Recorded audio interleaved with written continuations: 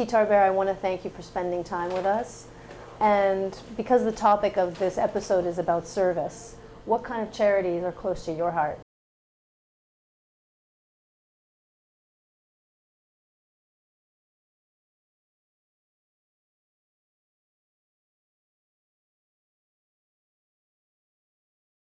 Yeah?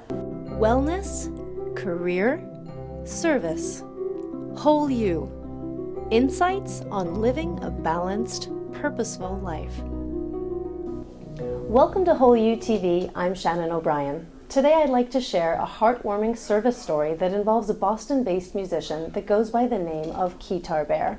Since 2012, Keytar Bear has been bringing joy to commuters and evening partygoers alike. With his hybrid guitar and keyboard funky sounds, he often causes spontaneous dance parties to erupt.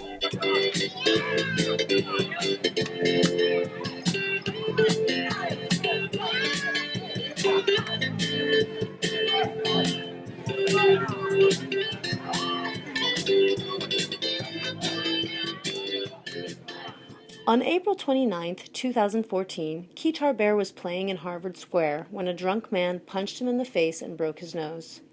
That attack prompted fans of his music to rally and raise money for him.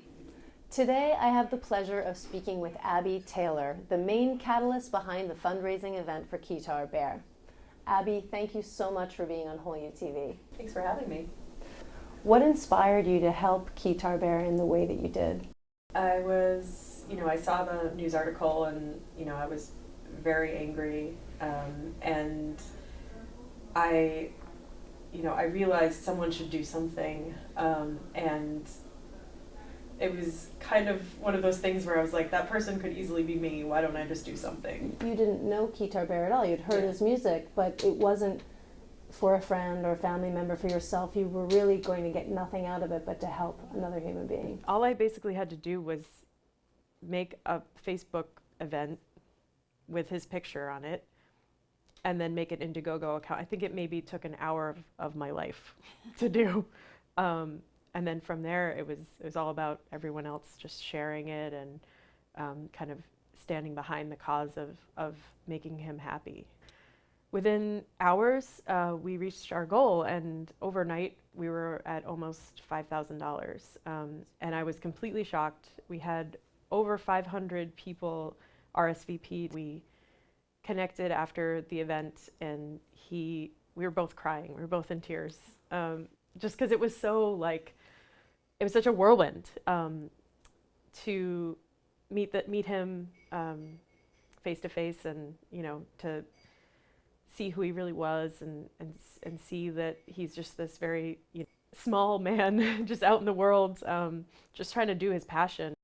It was very awakening for me, but it remains incredibly humbling for me every time I talk about it. Well, thank you. Thank you so much for all that you've done for Keytar Bear, but also for the community, and calling our attention to such an important story. He wants to give back. He definitely did.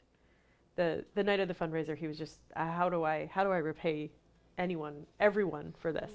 And I was like, you keep doing what you're doing. That's how, just be out there. Yeah. And he's proven that, that we were right to support him. How did you feel when Abby and all these other people came in to try to help you out in a time of need?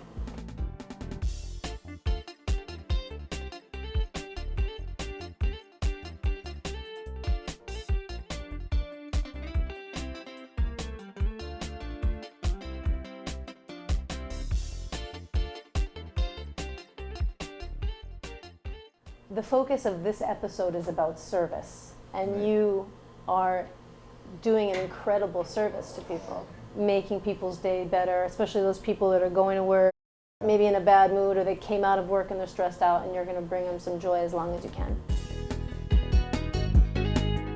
Those of you who own venues and bars, invite him to play. When you see any street performer and they put a smile on your face, throw $1 in their case. He monitors his We Love Keytar Bear Facebook page. Send him a nice message. Tell him, how much you care about him and support him. Anytime you have that feeling like, someone should do something, that someone could easily be you.